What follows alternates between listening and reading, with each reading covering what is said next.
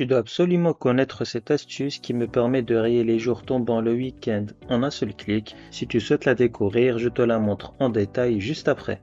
Et donc, comme je souhaite ici rayer les jours tombants le week-end à partir de la case à cocher, je vais donc insérer une case à cocher, donc insertion case à cocher. Puis je sélectionne l'intégralité de mon tableau, mise en forme conditionnelle, gérer les règles, nouvelle règle, et je vais ici utiliser une formule pour déterminer pour quelle cellule le format sera appliqué.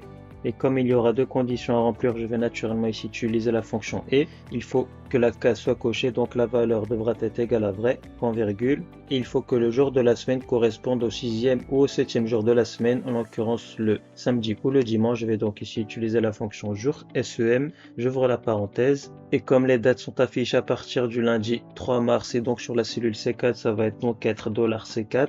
Pour le premier argument de ma fonction jour SEM, point virgule, et comme je souhaite prendre comme référence le lundi étant le premier jour de la semaine, ça va donc être 2. Je referme ma fonction jour SEM qui devra être donc supérieur ou égal au 6e jour. Et là, je referme ma fonction et, puis je reclique au niveau de la flèche. Je vais aller dans format et je vais adopter une couleur de fond de remplissage en gris clair avec une police d'écriture en italique et surtout avec un effet barré. Je fais OK, OK.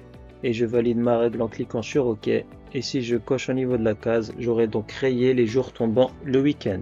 Si tu souhaites d'autres tutoriels de ce contenu, écris-moi en commentaire week-end. Et n'hésite également pas à liker ce contenu et à t'abonner à ma chaîne. Et si tu souhaites performer sur Excel, j'ai réalisé une formation qui te permettra d'atteindre un niveau avancé en quelques semaines. Le lien est dans ma bio.